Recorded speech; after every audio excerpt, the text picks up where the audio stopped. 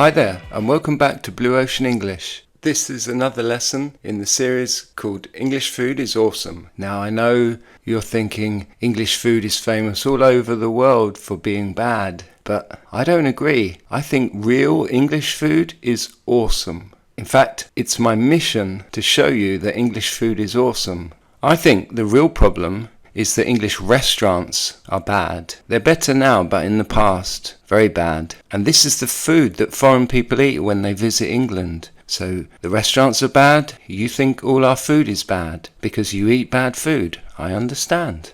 But here's the thing. If you came to my nan's house and ate the food that she cooked, you would think English food is awesome.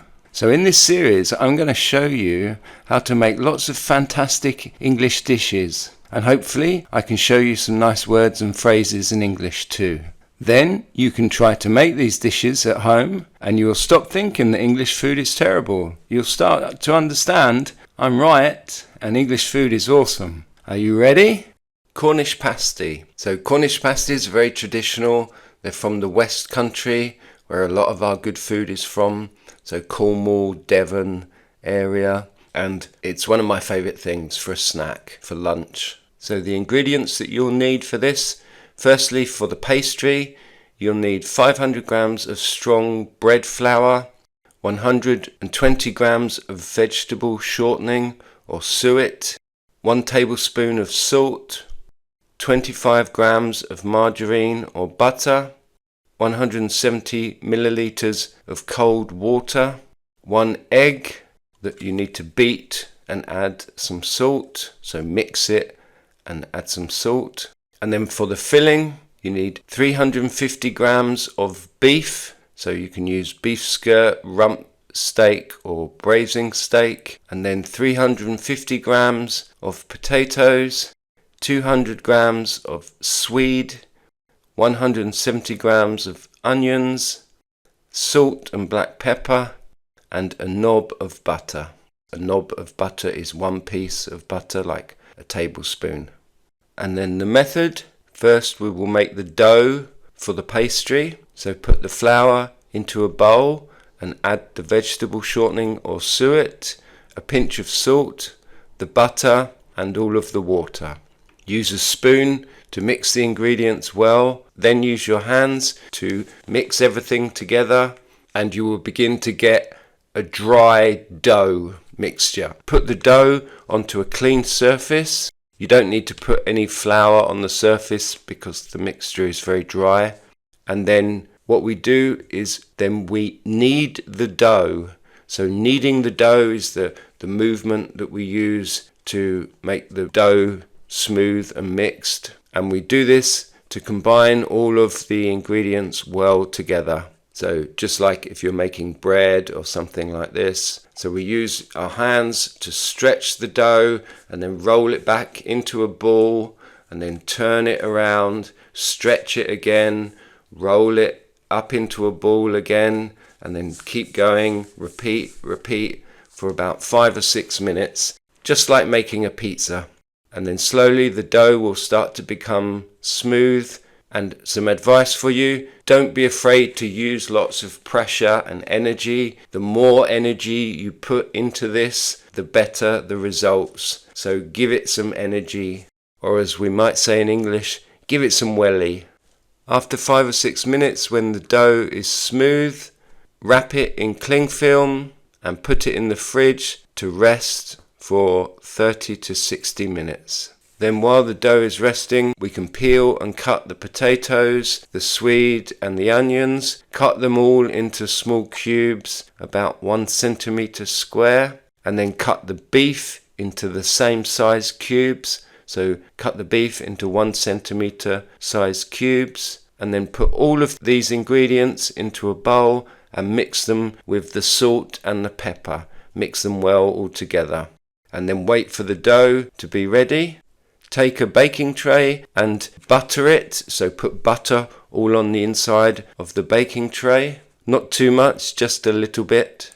Preheat the oven to 170 degrees centigrade, and when the dough is ready, after maybe 1 hour, take the dough out of the fridge, and divide the dough into 4 equal sized pieces. So we're going to make 4 Cornish pasties, and then put each one into a ball shape. So make them into a ball shape and use the rolling pin to roll each of the balls into a disc about 25 centimeters wide.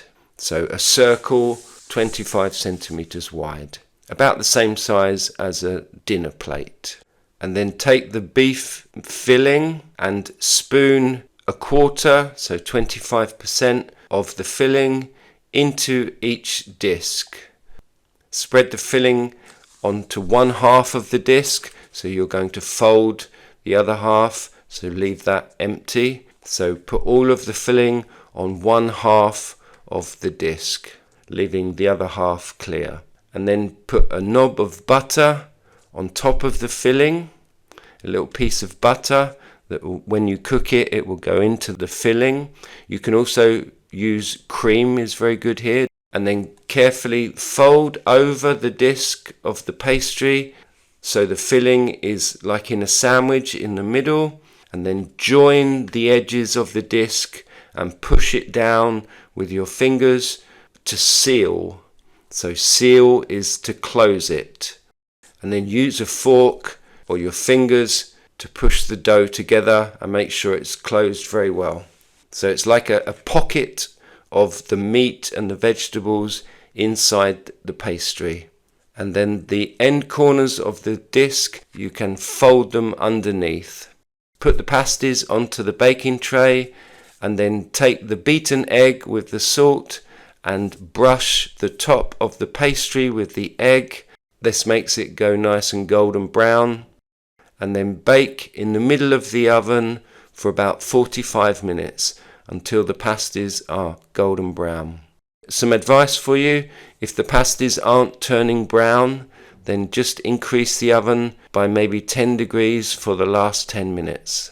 This is a great lunch or a really nice snack, really fills you up and is very tasty. And it's great hot or cold. So there's the recipe for today. I hope you give this recipe a try and enjoy English food, and you'll begin to realize English food is awesome. I hope you enjoyed the lesson, and I'll see you again next time. Here we are, just another typical English summer day. Just before I go, it's just me doing everything here at Blue Ocean English. So if you like what I'm doing and you want to see more, please don't forget to leave a comment. Maybe you have an idea for a video or a nice background picture that you'd like to see, or share this video with a friend. The best way for you to say thank you is to hit the like and subscribe buttons, and check out my merchandise, all the nice things you can buy, t-shirts, hats. You can also check out our great books on Amazon. There's 3 phrasal verb books, An Ocean of English phrasal verbs, each book with 200 examples, a lovely picture, and 3 clear examples of how we use each phrase. And then 3 books for idioms. They're called An Ocean of English Idioms. Also 3 books with 600 idioms, 200 in each book, all with a picture and 3 clear examples of how we use each idiom. Thank you very much for watching, and wherever you are, try to feel English today.